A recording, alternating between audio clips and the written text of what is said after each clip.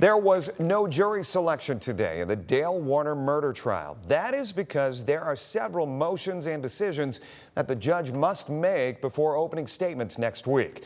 Melissa Andrews is in Adrian with more on one particular witness. A paint expert from the Michigan State Police will be allowed to testify that paint samples taken from the anhydrous tank where Dee Warner's body was found are similar to paint taken from Dale Warner's barn on Munger Road. The prosecution and defense argued about whether the expert should be allowed to testify.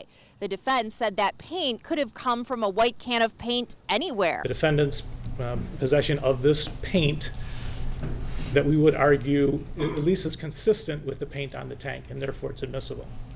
They cannot determine a source for the paint. It is misleading to put this in front of a jury and make it seem as if they can identify the paint on the tank as coming from paint that was on the Munger Road property. The judge said it's true, it's a very common paint, but knowing those cans in Dale Warner's barn can't be excluded is relevant information. There were also several motions before the judge, including another request for a change of venue. I'll have more on those motions for you coming up tonight at 6. Reporting in Adrian, Melissa Andrews, WTOL 11.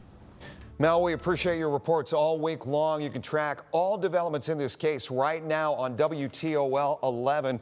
In fact, you can go right now and read more and see our special that we put together called Hidden in Plain Sight.